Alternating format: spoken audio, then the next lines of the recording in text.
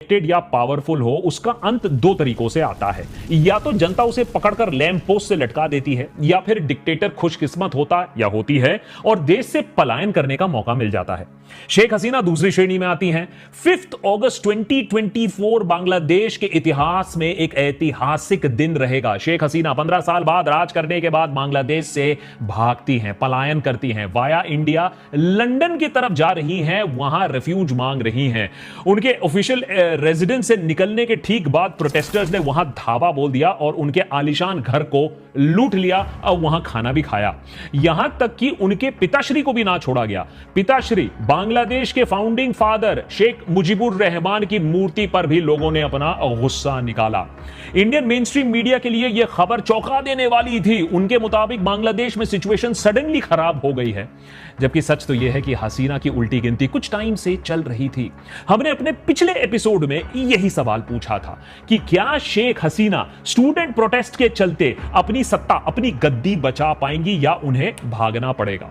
फिलहाल बांग्लादेश आर्मी ने interim government बनाने का ऐलान कर दिया है। शांति बहाल करने की कोशिश हो रही है। लोगों में उत्साह है कि बांग्लादेश को एक बार फिर से नई शुरुआत करने का एक मौका मिलेगा, लेकिन चुनौतियां भी उतनी ही बड़ी हैं। आर्मी किस प्रकार की इंटरिम गवर्नमेंट बनाएगी? बांग्लादेश में क्या फिर से डेमोक्रेसी बहाल हो पाएगी या फिर फंडामेंटलिस्ट फोर्सेस का दबदबा और ज्यादा बढ़ जाएगा?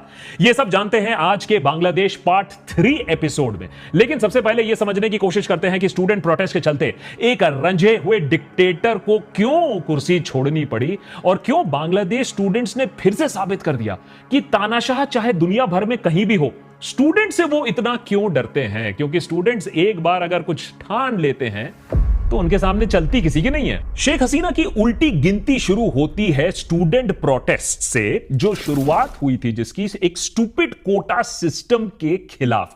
कोटा सिस्टम शेख हसीना ने री इंट्रोड्यूस किया, जिसको पहले ही 2018 में बंद कर दिया गया था, लेकिन फिर से री इंट्रोड्यूस कर दिया गया, जो एक नॉन सोशल जस्टिस या एफर्मेटिव एक्शन पर बेस्ड कोटा सिस्टम था। जनरली जब कोटे की दरकार होती है तब कोटा इंट्रोड्यूस किया जाता है, लेकिन शेख हसीना ने री इंट्रोड्यूस किया फ्रीडम फाइटर कोटा, जिसमें 30% रिजर्वेशन थे for government jobs for freedom fighters, जिनकी टोटल गिनती 0.13% है, जिनके डिसेंडेंट्स की गिनती की जाती है।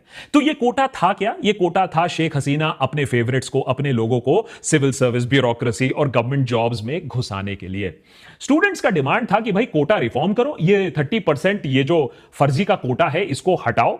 और डिक्टेटर हसीना तब कहती है कि इसको क्या जरूरत है, भाई मैटर तो कोर्ट में है, कोर्ट फैसला दे रहा है, तो आप लोग क्यों प्रोटेस्ट कर रहे हो? प्रोटेस्ट इसलिए क्योंकि शेख हसीना एक वेल नोन डिक्टेटर थी बांग्लादेश के स्टूडेंट पॉपुलेशन के लिए, खासकर की जो जानते हैं कि डिक्टेटर्स कैसे ऑपरेट करते हैं। कोर्ट हो, पुलिस हो, ब्यूरोक्रेसी हो, सब कुछ शेख हसीना के कंट्रोल में था। तो ये जो री इंट्रोडक्शन हो रहा था, यह भी शेख हसीना के इशारों पर ही हो रहा था। याद रखिए, 2018 की बात हो, 2024 की बात हो, बार बार शेख हसीना ने पॉलिटिक्स को रिग किया है, इलेक्शंस को रिग किया है, एक ऑपोजिशन मुक्त बांग्लादेश बनाने की कोशिश की है। साथ ही साथ बांग्लादेश में कोई प्रेस फ्रीडम नहीं है, फोर्स डिसअपीयरेंसेस हैं।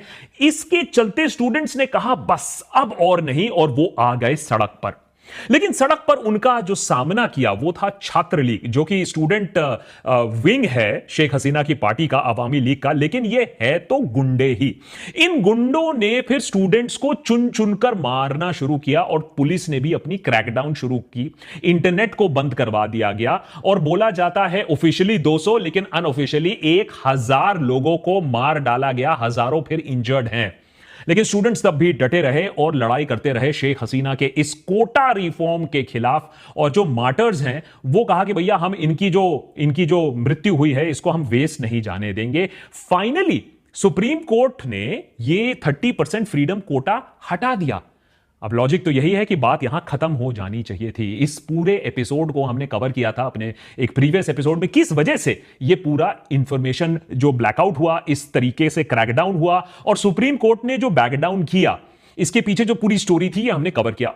लेकिन प्रॉब्लम यह है कि शेख हसीना की प्रॉब्लम्स तब वहां से शुरू होती हैं, समाप्त नहीं होती हैं। शेख हसीना ने कहा कि हम ये कोटा विड्रॉ कर लेते हैं और स्टूडेंट्स अपने घर चले जाएंगे।